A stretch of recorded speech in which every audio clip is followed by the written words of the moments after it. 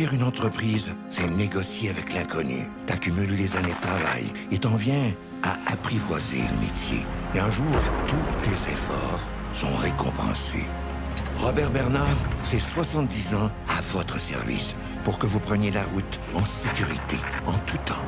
C'est 17 succursales, 400 employés qui s'occupent de vous partout en province. Robert Bernard, une entreprise locale, maintenant leader au Québec.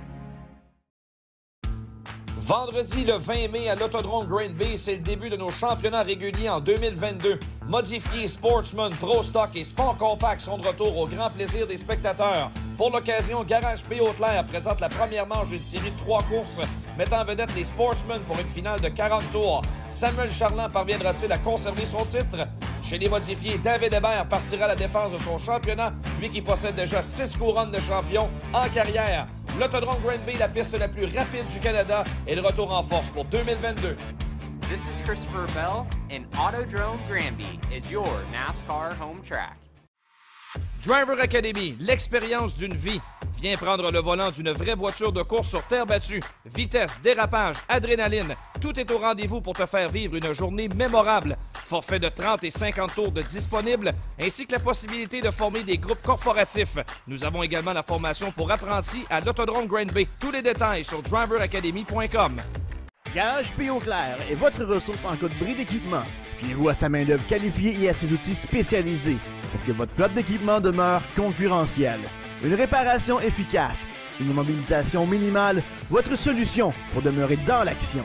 Garage P. Auclair, votre spécialiste en redressement de camions et de remorques dompeurs. Le Garage P. Auclair fait également la vente, l'achat et la location de remorques dompeurs. Garage P. Auclair, 1325 principal à Saint-Dominique.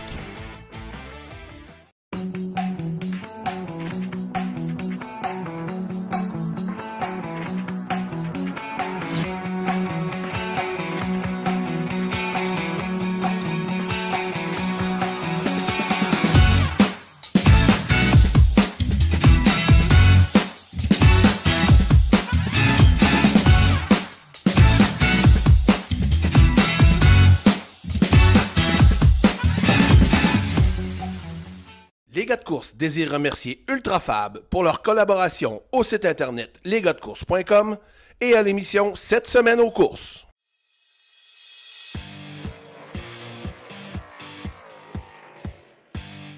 De retour à cette semaine aux courses présentée par Lucie Chevrolet. Encore une fois, vous pouvez voir en bas de l'écran les résultats Robert Bernard de toutes les courses qui se sont passées. La semaine dernière, bien content de recevoir en entrevue Alexis Charbonneau. Salut Alexis. Bien content d'être ici, merci. Ça va bien? Oui, oui. Bon, avec ton début de saison, j'imagine que ça va très bien. Ah, ça s'enligne bien, ça s'enligne bien. L'année passée, je l'avais dit, c'était une saison de maintenance, là, la nouvelle voiture qui se comportait pas bien. On a changé la suspension, on a tout changé le setup. Puis je pense que cette année, on a trouvé le bon line-up là, pour s'enligner, pour être performant. Tu parles de voiture, on va te poser une question parce qu'il y a plusieurs personnes qui nous demandent pourquoi il y a une voiture différente à Cornwall. Les règlements. Mais nos voitures sont vraiment adaptées là, pour aller à Granby. Fait que, comme j'ai dit aux gars de la classe, je leur ai dit, comme à Dominique, qui font quelques présences d'infos dans l'année. Je sais que les 4 programmes spéciaux pour le mémorial de Frank Belair, ils vont être présents. Fait que, Cornwall s'adapte un peu avec les règlements de Granby là, pour pouvoir permettre aux pilotes de Granby justement de pouvoir faire des présences là-bas. Alexis, ça fait longtemps qu'on te voit sur les circuits. Tu as commencé, tu étais tout jeune. Parle-nous de tes débuts aux courses. Pas facile. Pas facile. Moi, comme je t'expliquais un peu tantôt, quand on est arrivé au premier meeting avec mon père, à la fin du meeting, on est allé voir Dominique puis GF. Puis moi, j'ai déposé mon premier scooter sur la table, puis j'ai dit ouais, je peux s'embarquer sur la track. Fait que, non, c'était une année d'apprentissage, c'était la première saison. J'en ai même démoli mon auto. Fait que, quand j'ai embarqué dans l'auto de mon père, là, ça commençait à bien aller. Un top 4 pour l'enduro pour finir la saison. C'était encourageant pour la saison suivante. On voit Dominique Blais présentement à l'écran. Là. Il y a des pilotes que Bruno Lafontaine, il y a des pilotes que ça fait vraiment longtemps qu'on est en sport compact. Et tu me disais, mon père courait contre eux autres. Oui, mon père coursait contre Dominique, contre Bruno Lafontaine. Vraiment, c'est des pilotes qui ont de l'expérience, c'est des pilotes qui n'ont pas peur de foncer. Puis c'est vraiment agréable de courser avec des pilotes d'expérience, puis surtout des connaissances comme ça, là, que ça fait vraiment longtemps qu'on se côtoie. Là. Donc, tu as commencé très jeune. Tu n'avais pas ton permis de voiture encore. Comment s'est fait ton apprentissage, mettons? À quel âge tu te dis, OK, là, j'étais quand même rendu un des prétendants à la victoire? Vraiment, quand j'ai commencé à m'adapter au circuit. Vraiment, parce que la terre battue, c'est pas l'asphalte, si on le sait bien. Là. Non, ça m'a pris quelques présences à Saner, quelques présences à Saint-Eustache, aux différentes pistes. Comme mon apprentissage, c'est vraiment perfectionné à mon arrivée à Cornwall. J'ai dû me battre, j'ai dû vraiment montrer que j'étais là puis que je pouvais performer. Puis ça m'a permis aussi de beaucoup diversifier mon pilotage. Les différents pilotes, connaître leur façon de conduire, m'adapter en tant que tel, ça a vraiment donné un boost à ma carrière. En modifié, en Sportsman, en Pro Stock, on est habitué de parler des changements de la piste puis le genre de conduite que ça demande. En sport compact, c'est quoi la différence vraiment entre une piste sèche et une piste qui est collante? Une piste collante, toutes les voitures vont être rapides. Je dirais, là, toutes les voitures vont être rapides. Souvent, à Granby, on va prioriser l'extérieur au lieu de l'intérieur parce que ça tue notre momentum. Quand on perd notre momentum, ça prend un bon tour avant de le récupérer. Tandis qu'une piste sèche, un peu comme on a eu à l'ouverture de l'autodrome Granby, ça occasionne vraiment des dépassements, vraiment plus de bagarres au sein du peloton. Là. Présentement, quel genre de voiture que tu conduis? Une Honda Civic, oui. Puis à Cornwall, j'ai mon Acura Integra qui sert aussi de mulet à Granby au cas où il arrive une bad luck. Là. On a l'impression, je ne sais pas pourquoi, à Granby, c'est 90% des Honda. Ouais. Mais lorsqu'on va à Cornwall, il y a des Mazda, il y a d'autres sortes de voitures. Qu'est-ce que c'est ça? Il y a de tout. Les règlements, eux autres, c'est 3 litres et moins. Donc, 3 litres, avoir des V6 d'abord. Propulsion. Il y a seulement les 4x4 et les turbos qui ne sont pas acceptés. Le poids, le facteur poids aussi, les moteurs VTEC. Vraiment, je course avec une voiture qui est adaptée pour le 150 HP et moins de Granby, mais je course contre des voitures qui ont environ 200 forces. Là. Donc, des Honda Prélude ou des gros Mazda, là, c'est ça. Donc, tu as été champion l'an dernier. Oui. Tu as travaillé fort pour être champion. Là. Ah, j'ai travaillé fort. Mon avantage à Cornwall, c'est vraiment sur les pistes sèches. Quand la piste a vraiment du collant, j'ai un peu de misère. Les gars ont vraiment du moteur sur le droit. Là, ça paraît vraiment. Mon avantage, c'est vraiment les courbes. Sinon, je pense que j'arriverai pas. Cornwall, évidemment, c'est plus incliné dans les virages. Oui. C'est quoi les ajustements au niveau de la suspension que vous avez le droit de faire et que tu fais lorsque tu es dans une piste comme ça? Bien là, normalement, cette année, on a le droit au cueil ajustable, comme à Granby. Donc là, ça va changer un peu la donne. Là. On ne sait pas trop quoi faire encore parce qu'on a une voiture qui est quand même agréablement ça coche. Toutes les short tracks, c'est comme Drummond, Cornwall, même à Brockville, je performe bien avec cette voiture-là. On ne sait pas encore. Est-ce qu'on touche à ça? Est-ce qu'on ne touche pas à ça? C'est un guess à prendre. Là. Donc, on verra pour la suite. Alexis, on te voit, tu es souvent proche du 67 de Jérémy Goyette. Vous semblez être des bons amis dans la vie. Là. À quel point c'est le fun, justement, de courser contre un de tes bons chums comme ça? Ah, ça fait des histoires à compter d'un souper. Je vais dire, il y a une shot, quand Jérémy s'était blessé au dos, mon père a pas mal conduit pour lui sa voiture du côté de Cornwall. Puis il y a une soirée, mon père il est complètement rentré de l'intérieur jusqu'à l'extérieur. Il m'a ramassé, il m'a sorti hors dehors de la piste. Puis le pire, c'est que j'ai pas eu le temps de voir c'était mon père. Mais quand ils l'ont reculé dans le peloton, là, on est tombé porte à porte. Ouais, le père, t'aurais fait un petit peu mieux. Mais ça fait vraiment des belles histoires à compter là, autour d'un bon souper. Là. Présentement, si on met de côté peut-être le fait qu'au RPM, vous n'étiez pas beaucoup. Quand vous êtes à Granby, il y a beaucoup de voitures. Qu'est-ce que tu penses du groupe, justement, là, des sports compacts? Un très beau groupe. Les recrues, autant que les vétérans. De belles performances. On voit des super de beaux dépassements, de belles batailles tout le temps. Depuis les 3-4 dernières années, là, je dirais qu'on donne un super de bon show.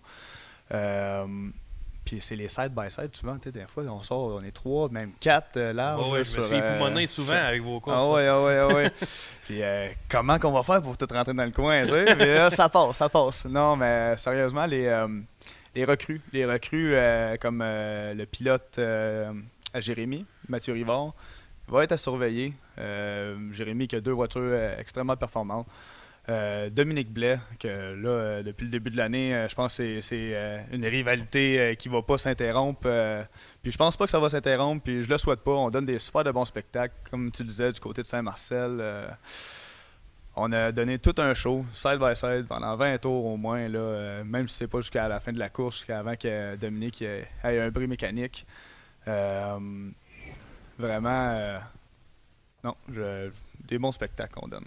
On voit là, sur ta voiture pont élévateur RGD. Tu l'as présentement là, sur ton même, chandail. C'est un de tes commanditaires.